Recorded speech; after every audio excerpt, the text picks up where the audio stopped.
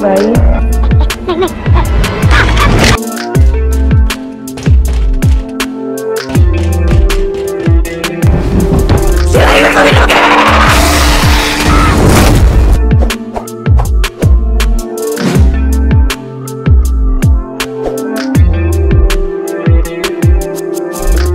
Andong merupakan salah satu kendaraan yang masih sangat tradisional.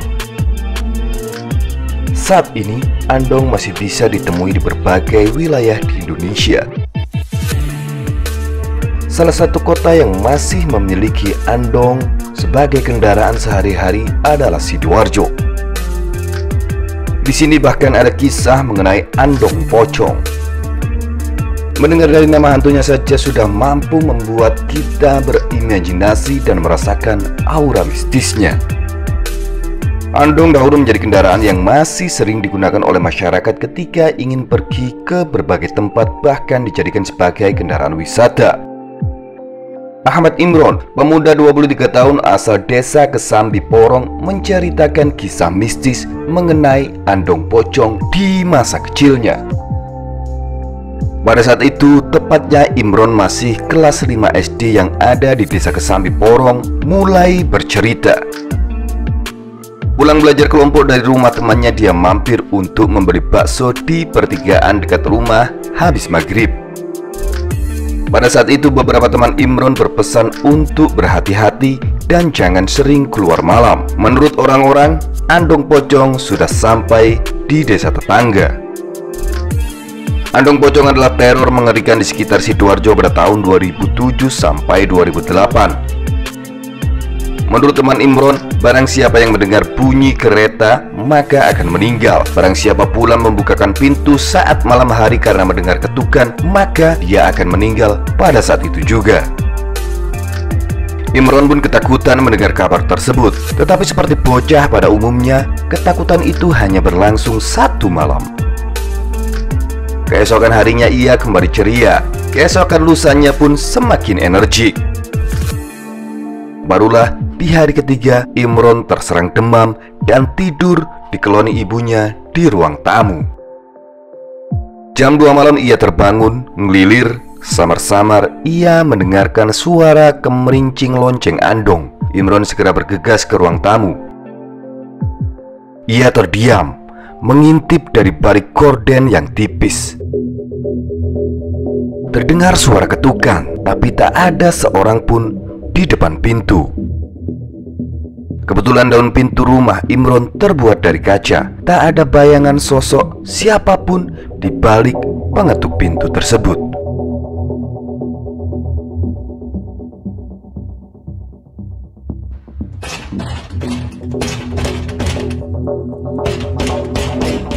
Ya Allah, ya Allah, ya Allah. Hanya itu yang mampu diteriakkan oleh Imron secara histeris. Satu rumah terbangun. Ibunya lantas mengomel karena Imron lupa tidak membaca doa sebelum tidur. 3 hari kemudian, di desa sebelah, seorang perempuan muda diberitakan meninggal.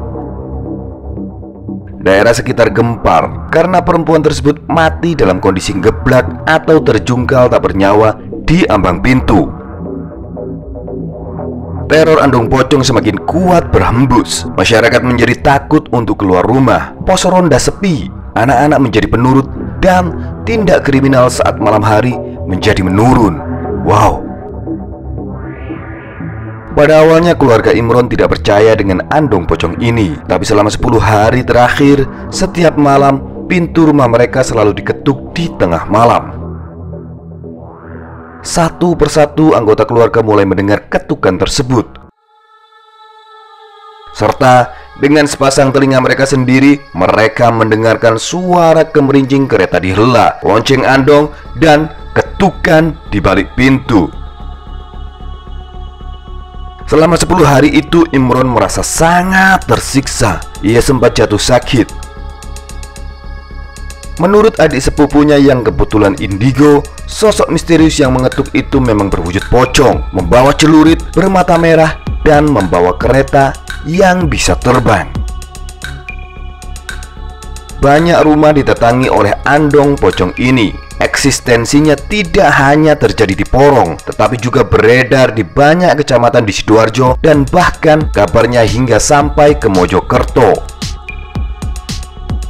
Teman Imron yang berada di Kecamatan Sukodono juga menceritakan hal yang sama. Dan yang lebih aneh lagi, di suatu daerah di daerah Malang juga terdengar kabar mengenai andong yang ditarik oleh si Poci ini.